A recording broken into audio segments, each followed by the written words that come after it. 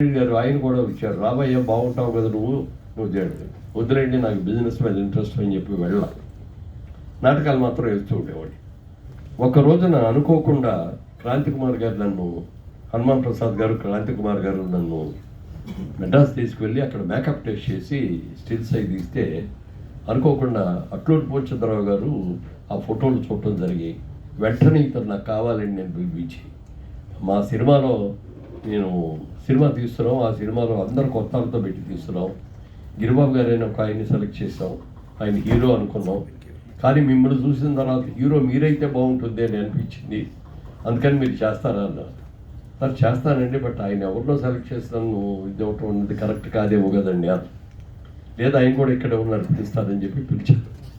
ఆయనకి చెప్పారు, గిరిబాబు గారు మిమ్మల్ని హీరో అని అనుకున్న మాట వాస్తవం అండి, కానీ ఈయన వచ్చిన తర్వాత ఈయన చూసి ఈయన హీరోకి బాగుంటారు అని అనిపించింది. హీరోతో ఈక్వల్ క్యారెక్టర్ మా సినిమాలో విలన్ క్యారెక్టర్, మీకు అభ్యంతరం అయితే వేస్తారా అని చెప్పి అడిగితే రెండో మాట కూడా వేస్తాను సార్ అని చెప్పి ఆయన ఒప్పుకోవటం. ఆ రోజు నుంచి ఈ రోజు కూడా ఆ స్నేహం అలాగే ఉంది. అలా గిరిబాబు గారు కూడా నాకు ఎంతో హెల్ప్ చేశారు. అందుకని సినిమా ఇండస్ట్రీలో జగమే మాయ అనే సినిమాతో 1973లో ఫస్ట్ సినిమా హీరోగా యాక్ట్ చేశాను. నాకు ఆ సినిమా జీవితాన్ని ఇచ్చిన వ్యక్తి అట్లూరి పూర్చంద్రరావు గారు.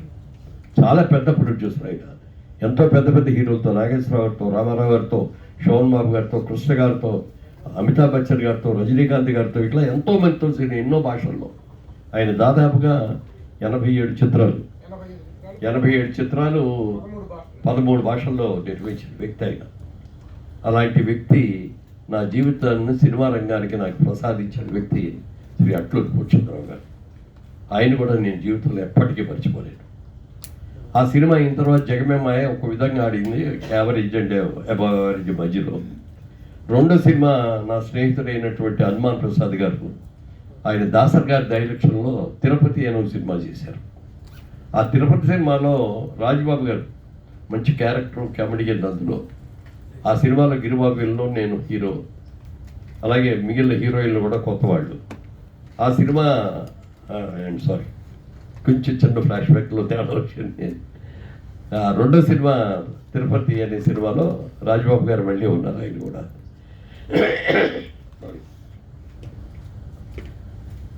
జగమేమాయి జరిగేటప్పుడు దాసరి నారాయణరావు గారు దానికి డైరెక్టర్, నా ఫ్రెండే అతను ప్రొడ్యూసర్ హనుమాన్ ప్రసాద్ గారు. అందుకని నేను అందులో సినిమాలో యాక్ట్ చేయడమే కాకుండా ఆ సినిమా ప్రొడక్షన్ అంతా కూడా నేనే దగ్గరుండి చూసుకోవాలి. షూటింగ్ అంతా కూడా బెంగళూరు, మైసూరు అక్కడ జరిగింది. ఆ టైంలో నన్ను బాగా పరిశీలించారు దాసరి నారాయణరావు గారు. నా సిన్సియారిటీని కానీ, లేకపోతే క్రమశిక్షణ కానీ, లేకపోతే టైం మేము మెయింటైన్ చేయడంలో కానీ, ఇవన్నీ కూడా చూసి, మురళి నిన్ను పెద్ద హీరోని చేసే బాధ్యత నాదయ్యా, నా సినిమాలన్నింటిలో నువ్వు ఉంటావు అని చెప్పి దాదాపుగా 25-30 సినిమాల దాకా ఆయన సినిమాల్లో నటించే అవకాశాన్ని నాకు కలగజేసినటువంటి దాసరి నారాయణరావు గారిని నేను జీవితంలో ఎప్పటికీ మర్చిపోలేదు. నా జీవితానికి 3వ మలుపు తిప్పిన వ్యక్తి దాసరి నారాయణరావు గారు. ఆ తర్వాత హీరోగా చాలా సినిమాలు చేసాం, సక్సెస్ఫుల్గా జరిగింది. సినిమా ఇండస్ట్రీ అక్కడి నుంచి హైదరాబాద్ షిఫ్ట్ అయ్యే పరిస్థితులు కూడా వచ్చినాయి. ఆ టైంలో ముగ్గురు మిత్రులను ఒక సినిమా తీస్తూ, ఆ సినిమాలో హీరో శోభన్ బాబు గారు, నేను ఒక హీరో, చంద్రబాబు గారు ఒక హీరో. ఆ సినిమా చేసేటప్పుడు షూటింగ్లో ఒక రోజు శోభన్ బాబు గారు అడిగారు, మురళీమోహన్ గారు మీ ఇన్కమ్ అంతా ఎక్కడ ఇన్వెస్ట్ చేస్తున్నారు అని చెప్పి అడిగారు. అడిగితే సార్ నేను ఒక బిజినెస్ మ్యాన్ అండి, నాకు బిజినెస్ అంటే ఇంట్రెస్ట్, అందుకని బ్యానర్ పెట్టుకొని సినిమాలు తీస్తున్నానండి అన్న. వెరీ గుడ్, అది బాగుంది, చాలా బాగా చేసుకుంటున్నారు, వెరీ గుడ్ అన్నాడు. నాకు నచ్చిన సినిమా రైట్స్ కొనుక్కుంటున్నానండి అన్న. అది బాగానే చేసుకుంటున్నారు, వెరీ గుడ్ అన్నాడు.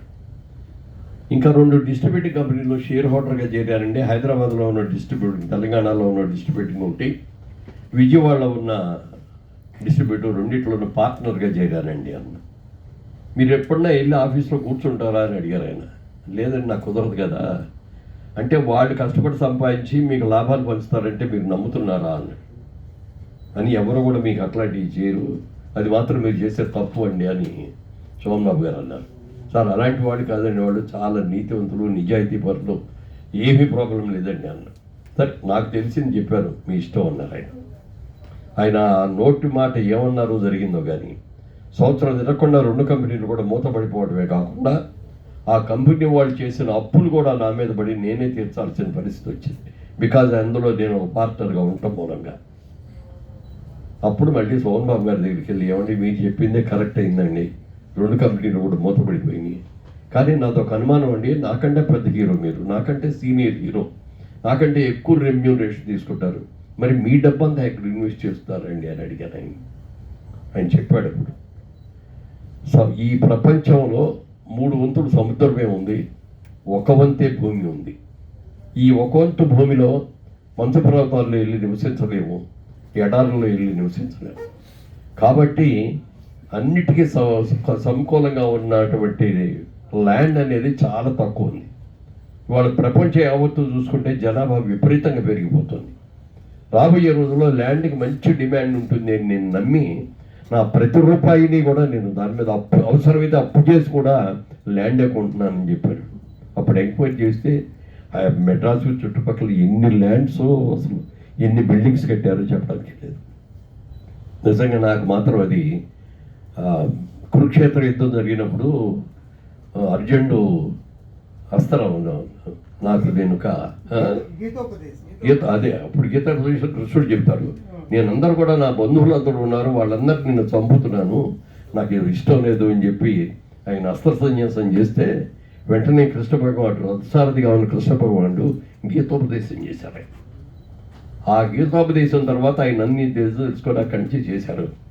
ఆయనకి ఎలా అయితే కృష్ణుడు అర్జునుడికి గీతోపదేశం చేశాడో, నా జీవితంలో నాకు శోభన్ బాబు గారు గీతోపదేశం చేశారు.